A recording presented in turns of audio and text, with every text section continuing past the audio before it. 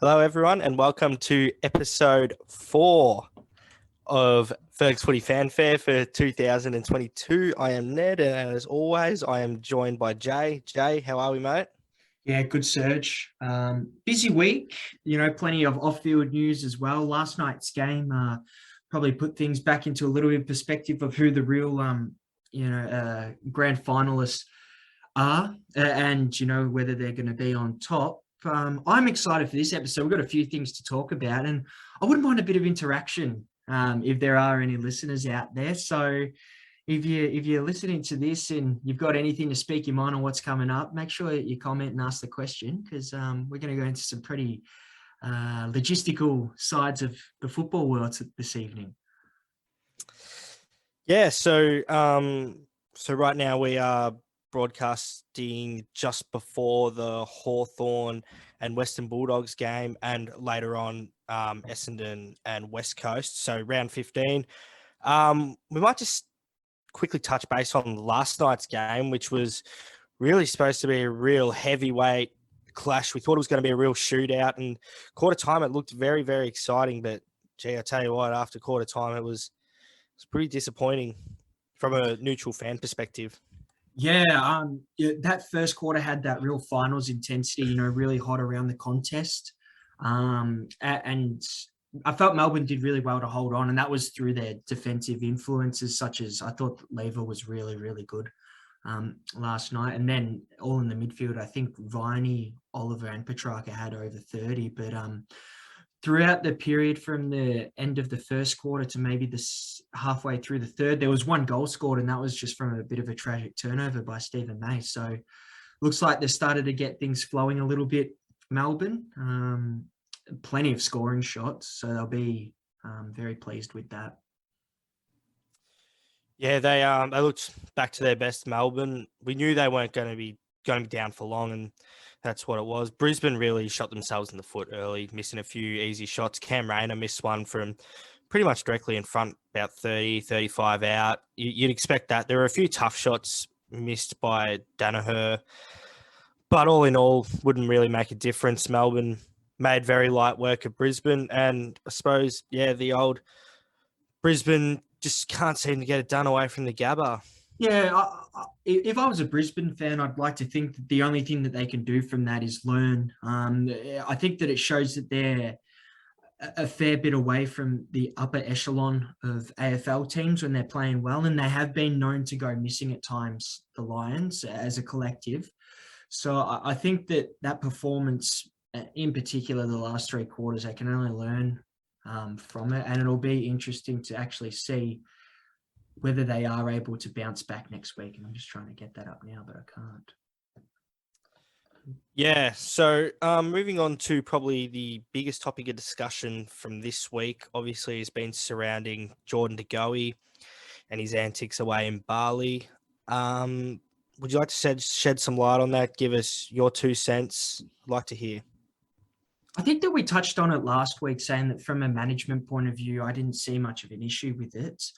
And look, I think that his antics, there's nothing illegal. I think that they're irresponsible and immature. And when there's that much media attention around him in the first place, it just fuels the fire. So I think that it was irresponsible for him to go away in the first place. And I think that it's probably a just punishment, the $25,000 suspended fine. But I hear the rumor going around is that Collingwood's pulled away their contract that they had offered him, which was somewhere around 4 years for $3.2 million, I had heard. Or Yeah, so I think 3 years to trigger a fourth or something along those lines. Yeah, it might have been 2 years to trigger another 2, I think. And I think it was around the same 800K mark. So very expensive holiday for Jordan, but I still think he stays at Collingwood. I can't see him being anywhere else. That's my question to you. Does his latest shenanigans actually deter other clubs for going from him? Or do you think that it just lowers his market value? I don't think it changes much. He's obviously well renowned as being a bit of a loose unit. I think North Melbourne are quite interested in him, but I couldn't see him going from Collingwood to North Melbourne, even if that's at the expenditure of a pay cut. Mm. No, I agree. I think that he's probably too hot in the terms of making mistakes and negative influence on the club for anyone else to take a real punt on him, especially when he's that highly talented player that, you know, is worth around that 700 to 900 figure. The thing is, he's also got his people within his four walls at the club that have, you know, guided him through a few mishaps of late. So I think he'll know that he has the support network around him at Collingwood to help him improve as a person and hopefully not stuff up in the future. So I'd expect him to stay at Collingwood. Yeah, if we can just digress and go down the rabbit hole a little bit with that, I think it was on Footy Classified. Caroline Wilson made comments about how De Goey, that was the first time that the football world had come to the knowledge that De Goey suffers from ADHD. Do you think that was the right time for him to make that public knowledge? It's probably not the best timing, to be honest. I think some people could see it as an excuse in some ways. Some people will take that as an excuse. Other people won't. I think the timing of it's very poor. I think it shouldn't be coming out around when you're in a time of turmoil or controversy. Yeah, I think that's really up. Well, I think the same. I think that it doesn't need to be public knowledge, but then to kind of make it public knowledge through an apology, I think that it to a minor extent, it kind of invalidates the apology. Yeah, absolutely agreed.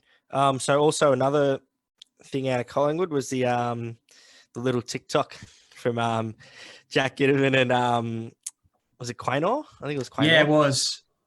What's your 2 cents on that? My honest 2 cents is that's play on. Look, I've seen that done on TikTok and on other socials by at least a dozen different groups of people, male and female. I think it's just that overarching thing that when you're an AFL player, you're a role model to the community, and you can't be caught doing that stuff. So I think the actual act in itself is not wrong. And if you want to do that, then all be it. But you have to understand that you're a role model to the community, and that being an AFL player with followers, especially Ginnivan, he'd have a lot of young followers, that you shouldn't be condoning that kind of behavior. Yeah, I couldn't have worded it better myself. Obviously, yeah, the role model is, and it's probably, same thing with why Jordan De Goey is in the trouble that he's in, because he's in the public eye seen as a role model being an AFL footballer. It'd be bloody tough being an AFL footballer for that reason alone, because every move that you make is scrutinised, particularly if it's one that has risk-taking or any kind of negative implication. It really would be a tough gig, just trying to enjoy your social life and having to worry all the time about the worst-case scenario if it does, turn bad. Yeah, absolutely. So you messaged me last night. I think it was last night or this morning. Yeah. Your way of probably being able to fix these crowd issues that we have been discussing over the last few episodes, and that has been in discussion in the media over the last few weeks. I think you've given me a solution to how we can somehow build a block to fix it. Yeah, we've put the brains trust together on this one. We've worked pretty hard on it between yourself and I. And look, it's very left field, but just hear me out. So let's say that you've got two teams that aren't going to be playing at Marvel. We'll go St Kilda and Gold Coast, okay? They're not going to pull a huge crowd. They'll be lucky to pull 25, so about half the capacity of Marvel Stadium. Now, what I would propose is to put a freeze on ticket prices and have the one ticket price for that game. So it'd be up to the AFL's discretion or the home team's discretion at what they price the ticket at, whether it's just over a general admission fee.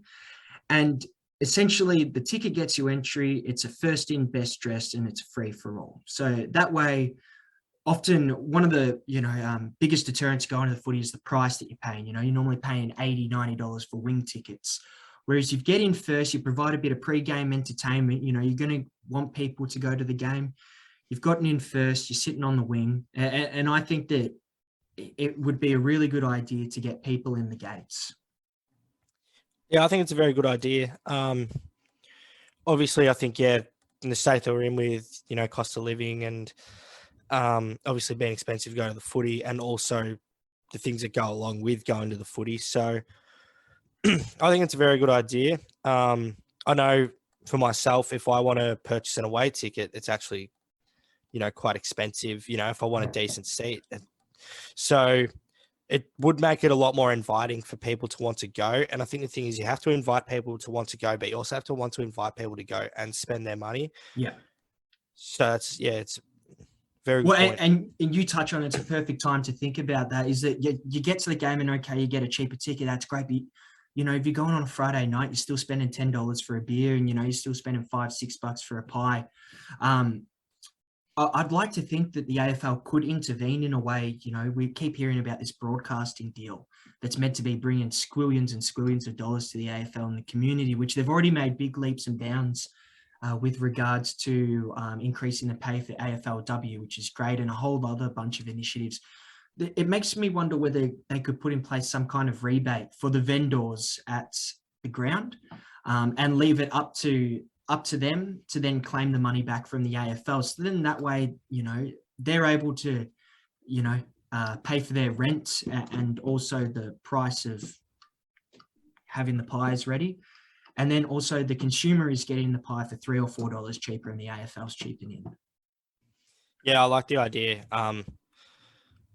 Yeah, I really like the idea. I think I'm in a bit of a utopia, a bit of a perfect world scenario, but I would like to see, in particular, with all this extra flow of income that's being received from the broadcast deal, when it does get announced, to see what the actual figures are.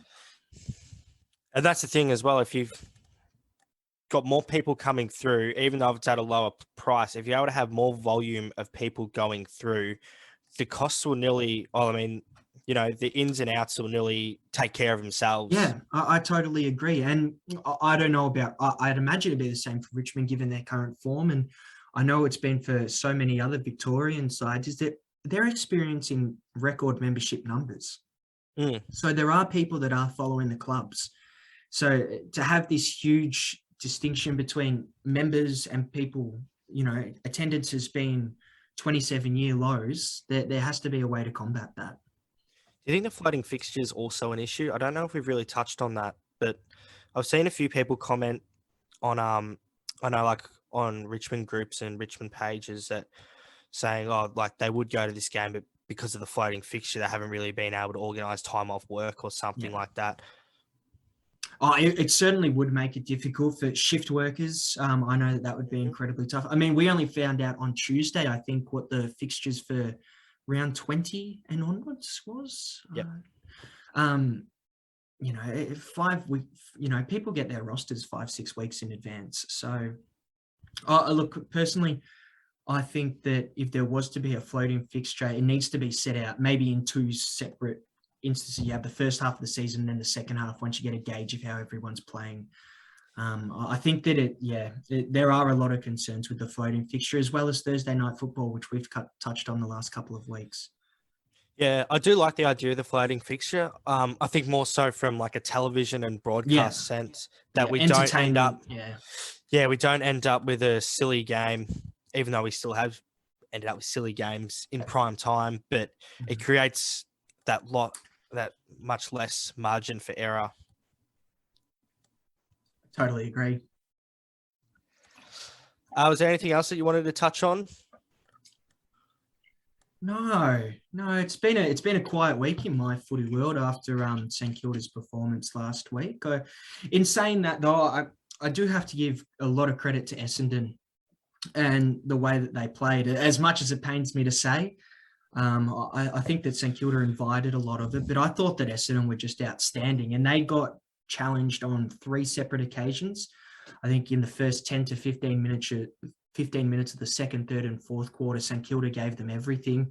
And they kind of rode the wave and managed to put in a counter-attack themselves and really nullify St Kilda's scoreboard movements, but then dominate when they went inside 50. I thought it was a real good performance by them.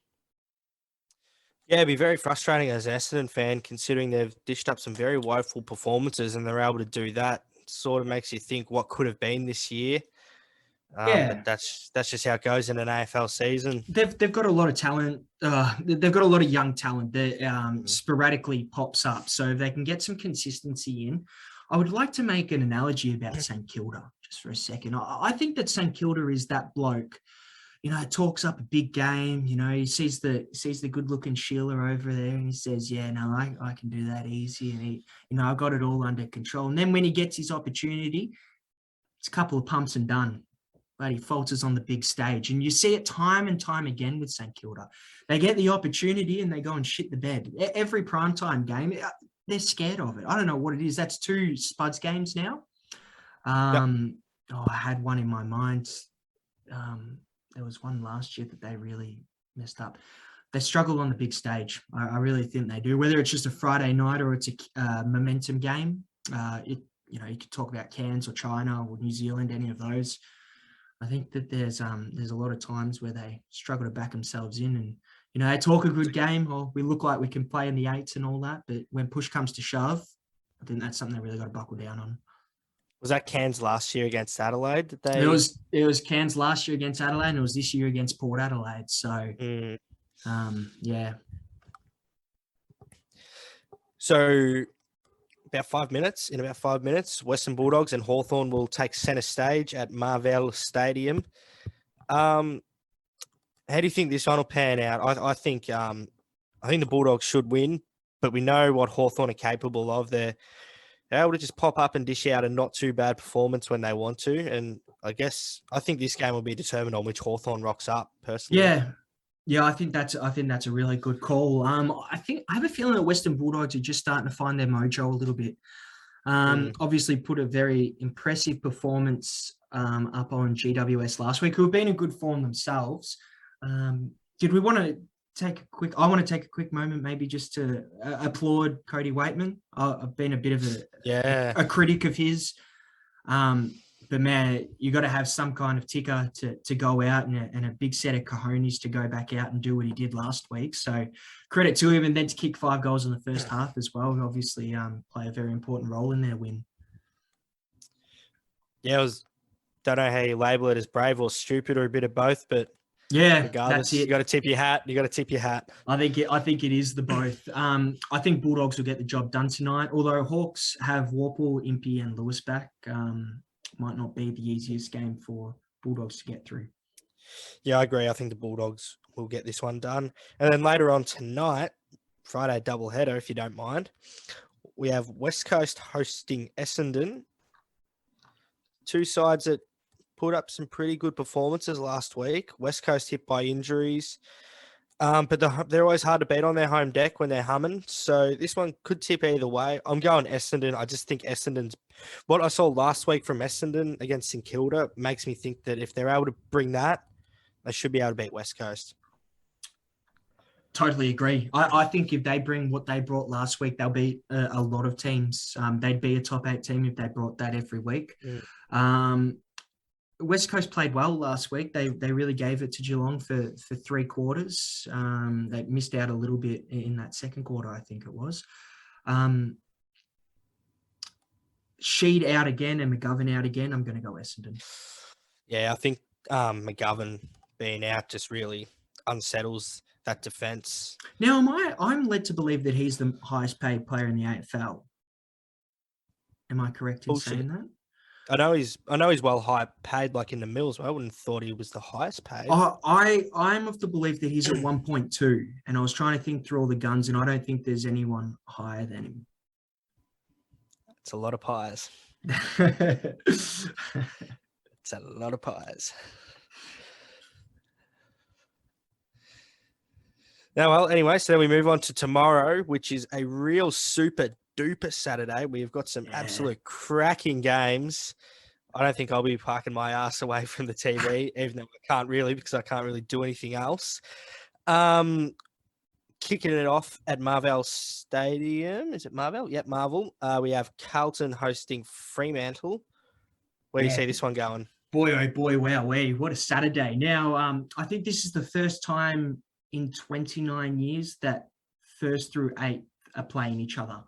So you had like first, second at the time, and the top 8 teams are all playing each other. And with it all happening on Saturday, Carlton Fremantle is going to be a crazy game. I think that Fremantle can get the job done. They love moving the ball quickly out of the back line. Under the roof at Marvel, I think that that'll really help them more than it'll help Carlton. Yeah, Carlton were a bit sloppy against Richmond, and I think Fremantle are better than Richmond. I think, yeah, they're starting to see a few cracks in Carlton's game. They're still unable to put together a solid 4-quarter effort. They're giving away goals in chunks. I think Fremantle are a lot more consistent side, or a lot more fit side. I think Fremantle will win. Taberner and Frederick in as well. Big ins. But I'm not for confident. Them. Yeah. I think that it probably is as close to a coin toss as you can get, but I think it'll be a really exciting affair. 2 teams that like to score, 2 teams that really like to generate their movement off halfback. I think it'll be a fast-flowing game. I'm expecting a big score. Vote the overs. No worries. And then we move on to the twilight. We have Geelong hosting Richmond at the MCG. Excuse me, what was that? What, Geelong hosting Richmond at the MCG? That can't be right, can it? No, that's how it is. That's what it's telling me. No, that'll be a great game as well. Geez, Richmond are in fine form. You're being a little bit quiet, hush on them. 6 of their last 7, is it? Yeah, 6 out of 7. Should have been 7 out of 7, but we won't go there. I think Geelong will win this one. I think Noah Bolter being out for Richmond is massive. Wow. With the twin towers of Hawkins and Cameron, I can't see Richmond really stopping both. I think one of them will have a field day, and usually that has been the case against us. Then the only way Richmond can win this game is if they win the ball in the middle, which I think they showed good signs last week against Carlton to do so. Dion Prestia was an absolute beast in the clearances, and he's probably going to have to do it again. Dustin Martin back is a very, very handy in, but I think with Noah Bolter going out, it really just unsettles the tools. Ivan Soldo comes back, but that's just going to be as a second ruck. He's not much of a around the ground. He can't defend that well, and he'll just pop forward, maybe kick a goal if he's lucky. I think it's certainly something that you used to mention a couple of years ago, is that Richmond were never really a big clearance contested possession team. So anytime that they do get on top of contested possessions and clearances, they tend to dominate those games. They, especially with the forwards that they have.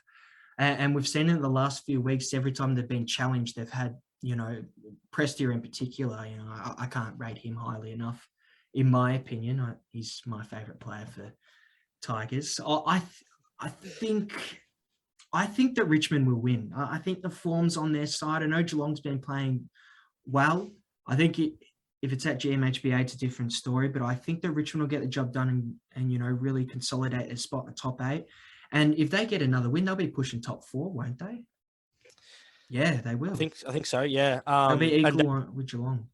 And that's given if Carlton also slip up against Fremantle. Yeah. I think it's supposed to be a clear day tomorrow, so I will be doing my rain dance, but I don't think the gods are going to be on my side.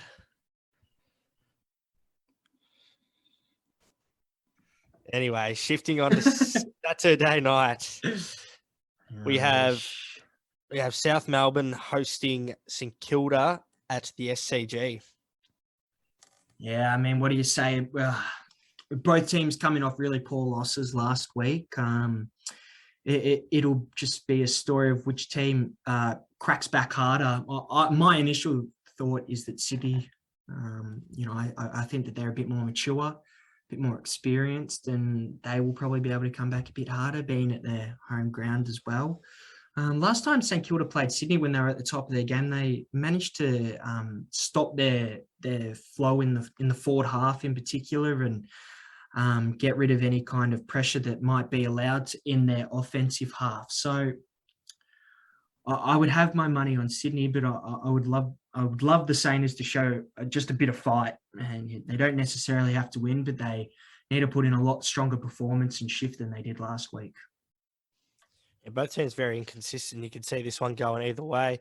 I think Dougal Howard, he's going to have a really big game after being pantsed by 2-metre Peter. And we were speaking about this last week. He's been poor for quite a few weeks now, but I was at the game and he's just nowhere. Couldn't couldn't track down 2 meter Peter. He's probably the only bloke in the stadium that couldn't see Peter right. Well, yeah, one wise man, Cooper Gretsch, got really stuck into Dougal Howard about that this has been his worst year at St Kilda. And I tend to agree. I think Dougal Howard's been better than serviceable, I'll say. Better than serviceable. Not elite, but, above average. But this year he's been pretty bang average, in my opinion. Nope, fair enough. I agree. So then we move on to Sunday, and we've still got a fair few mouth-watering games on Sunday. So we head down to Tasmania, where North Melbourne hosts the Crows. Adelaide